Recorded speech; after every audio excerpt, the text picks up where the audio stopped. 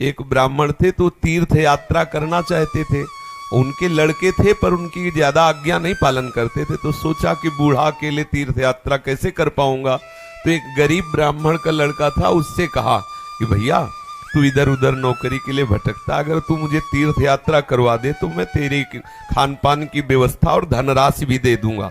ब्राह्मण ने कहा चलो अच्छा है, आपके साथ तीर्थों का भी दर्शन होगा। तो जहां जहां जाना चाहते थे उन जवान ब्राह्मण बूढ़े ब्राह्मण को ले गया, तीर्थ दर्शन कराती हो। जब ब्रज धाम आया तो उसको बहुत बुखार आ गया बूढ़े को। उसने बहुत सेवा की, जैसे मतलब माता अपने बच्चे की सेवा करती है, ऐसे सब सेवा की उस जवान ब्राह्मण ने। बड़ा द्रवित हुआ बूढ़ा ब्राह्मण, धनी ब्राह्मण था वो। तो गोपाल जी के दर्शन जब करने गया तो उसने कहा बेटा तुमने बहुत सेवा की है, तुम्हें क्या दे सकता हूं। मेरे एक बेटी है, बहुत सुंदर है बेटी और बहुत धन संपत्ति है, मैं तुम्हें दूंगा। बोले देखो बाबा तुम तो यहाँ बोल रहे हो, घर में तुम्हारे जवान लड़के हैं, हमारी पिटाई करेंगे। बोले हम गोपाल जी को साक्षी करके कहते हैं कि अपनी बेटी का ब्याह तुम्हारे से करवा दूंगा और संपत्ति भी दूंगा। बात हो गई। तीर्थ यात्रा करवा के जब घर पहुंचा तो बूढ़े की हिम्मत नहीं कि बात कर सके लड़कों के सामने, क्योंकि बेचारा गरीब ब्राह्मण का लड़का।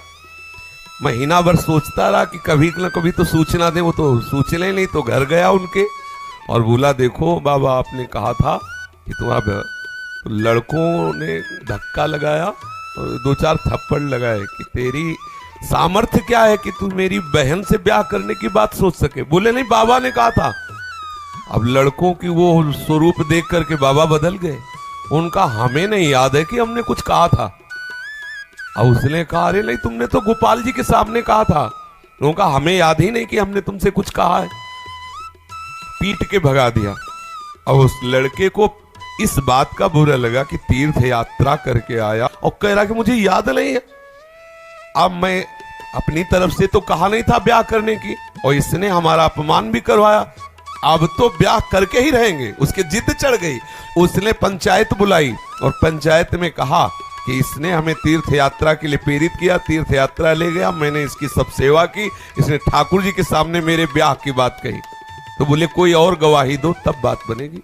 बोले गवाही में तो केवल हम ही और ये बुढ़ा और ठाकुर जी थे। तो बोले अब भाई गवाही तो दो में क्या, तुम जो कह रहे हो कि इन्होंने कहा वो कह रहे नहीं कहा, तो तीसरा चाहिए।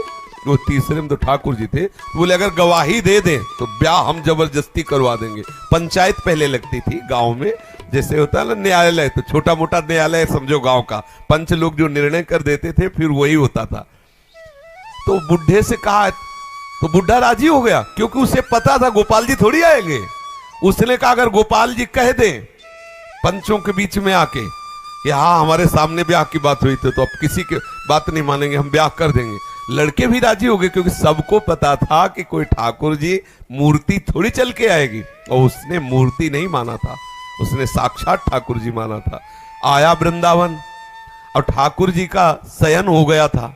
अब वहां से अब वो बहुत परेशान कि अब कल तक हम रुके फिर ठाकुर जी से बात करें, तो ऐसा।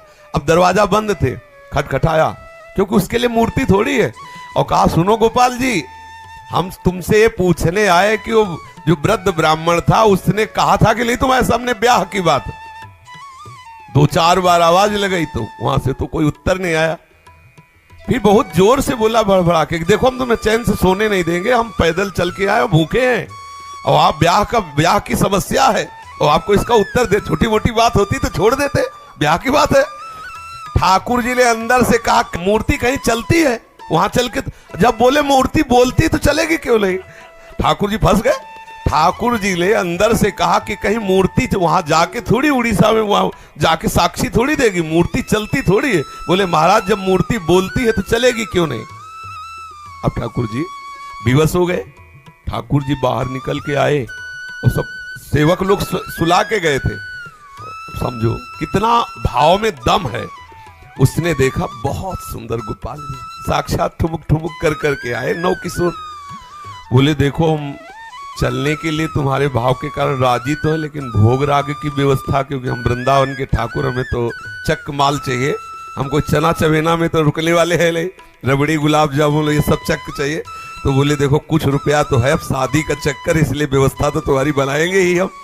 तो बोले कैसे चलोगे? बोले चलेंगे तो हम पैदल ही, आगे आगे तुम चलना, पीछे पीछे हम चलेंगे, थोड़ी थोड़ी देर में कुछ भोग लिए रहना, हमको भोग लगा देना। बोले अब हम चले और तुम आ रहे हो कि नहीं आ रहे हो ये मुझे कैसे पता चलेगा? बोले नूपुरों की ध्वनि तुम्हें सुनाई देगी, अगर पीछे मुड़ के देख लिया तो जहां से मुड़ोगे वही हम खड़े हो जाएंगे, आगे नहीं चलेंगे। बात तय हो गई, चल दिए ठाकुर जी। अब आप देखो क्या मूर्ति है। अब वो बीच बीच में भोग लगाता हुआ जब अपने गांव के नजदीक पहुंचा तो सोचा केवल नूपुरे बज रहे कि आ भी रहे हैं। मुड़ के देखा तो ठाकुर जी खड़े। बोले चलो, बोले अब नहीं, अब सबको लिवा के यहीं लाओ क्योंकि हमारा तुम्हारा वादा था। तो बोले कोई बात। गांव में दौड़ता हुआ गया, सबसे हल्ला मचा, वृंदावन के ठाकुर पधारे साक्षी देने के लिए। अब तो भीड़ इकट्ठा, साक्षात ठाकुर। अब सब पंच आ गए, तो अब पंचों के सामने बुढ़े को कुछ बोलने की हिम्मत नहीं रही। ठाकुर जी ने सबके सामने उस भक्त की वचन रक्षा के लिए बोले और कहा हमारे सामने का ब्याह हुआ। अब आप सोचो, अगर ये कोई बात सतयुग की नहीं है, ये बात सतयुग की नहीं है, ये कलयुग की ही बात है। हमारी श्रद्धा, हमारा विश्वास, जैसी हम भावना, अगर ठाकुर को मान लिया कि मूर्ति है तो मूर्ति ही रहेंगे। अगर मान लिया कि हम भले नहीं समझ पा रहे लेकिन हमारे ठाकुर है, तो एक दिन वो समझा देंगे कि वो ठाकुर है। जो छवि हम देख रहे हैं, राधा बाबा के पास भी ऐसी छवि थी। तो राधा बाबा से ठाकुर जी बात करते थे, ठाकुर जी मुस्कुराते थे, और हमारे सामने छवि, क्योंकि हम उन्हें फोटो मानते हैं।